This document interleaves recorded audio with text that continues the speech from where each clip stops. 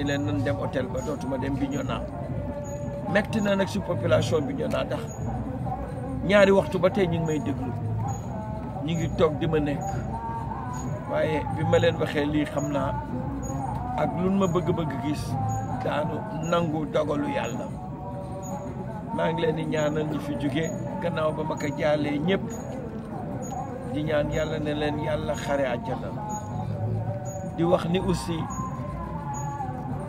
war nañu góorgóorlu ba jàppale seen famille bëri na ñuy jàmbat ñoo xam ni seen famille yi am nañu accident ci guerre am nañu accident ci liggéeyukaay ba ci force de l'ordre yi ba pare seen famille di jàmbat ni seen gannaaw bëri nañu ay jafe-jafe man bëri na ay famille recevoir naa bërki démb du bërki démb sama voyage mujj bi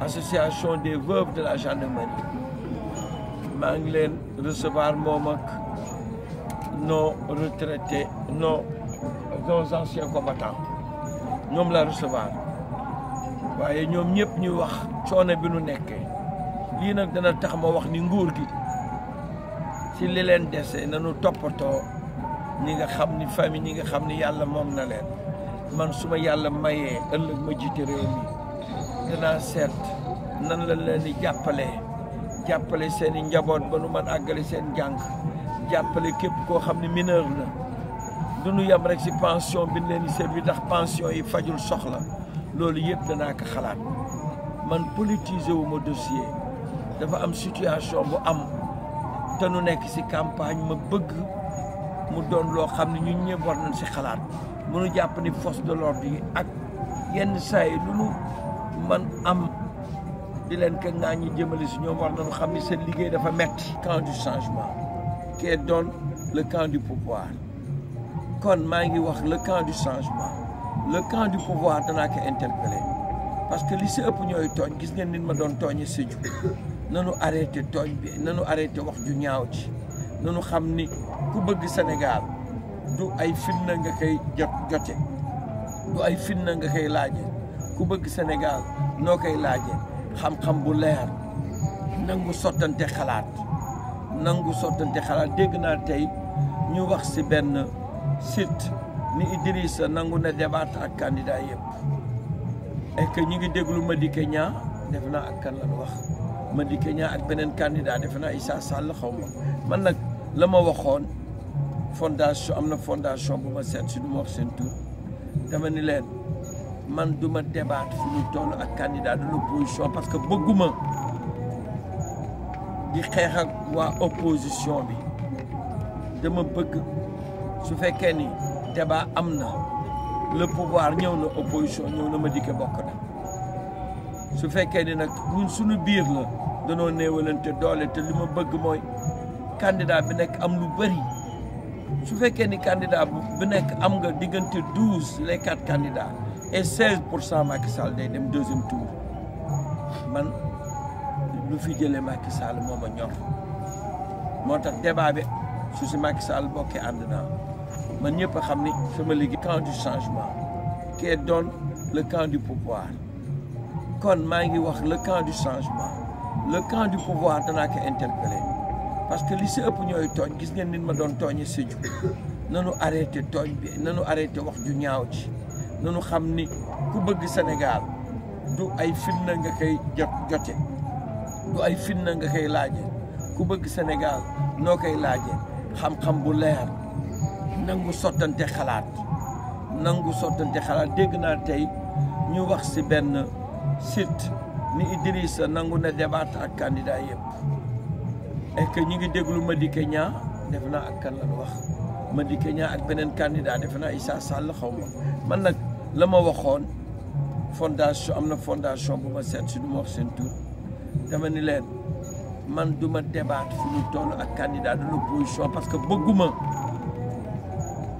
di xeex ak waa opposition bi dama bëgg su fekkee ni débat am na le pouvoir ñëw na opposition ñëw na Madické bokk na su fekkee ni nag ñun suñu biir la danoo néewalante doole te li ma bëgg mooy candidat bi nekk am lu bëri su fekkee ni candidat bu nekk am nga diggante 12 les 4 candidats et 16% Macky Sall day dem deuxième tour man lu fi jëlee Macky Sall moo ma ñor moo tax débat bi su si Macky Sall bokkee ànd naa man ñëpp a xam ni sama liggéey bu dëggu boo xam ni ëllëg mën na génne Sénégal si jafe-jafe yi mu nekk foofu la jogante bi nekk waaye su dee leneen la nanu dem wàcc sa làmb ja nanu laaj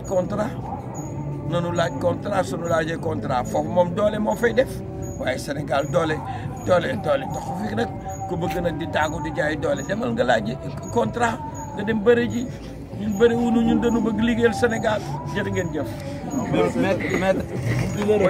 Merci. J'ai vu un site m'interpeller en disant il reste je pense ils disent que Madické Niang et le professeur Sall ne sont pas prononcés pour le débat public. Moi, je suis d'accord pour un débat qui opposerait le camp du changement que nous sommes et le camp du pouvoir. Il y a deux camps. Celui qui veut conserver le pouvoir et ceux qui veulent lui ravir le pouvoir. Je ne vais pas m'engager dans un débat où j'aurai à fragiliser la position de l'opposition. Pour moi, je souhaite que tous les 4 candidats puissent avoir le maximum de suffrages. C'est ça qui nous permettrait facilement de vaincre, soit au premier tour, soit au deuxième tour. J'ai fait des calculs. Il suffit qu'on se retrouve dans une fourchette de 12 à 16% les cartes. Immédiatement, on sera au deuxième tour.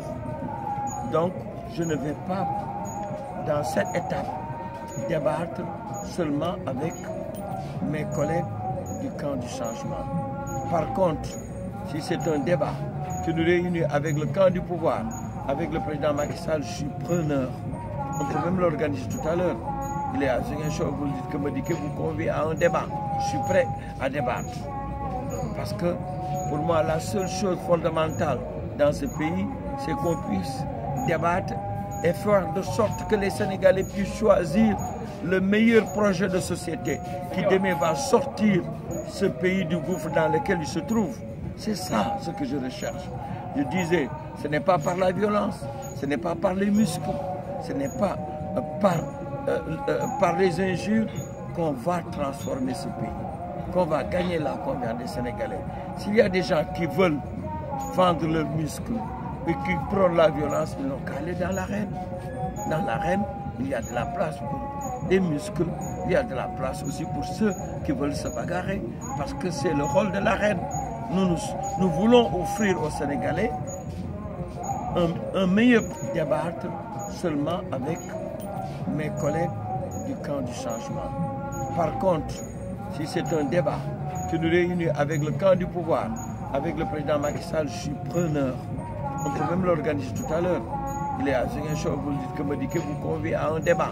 Je suis prêt à débattre.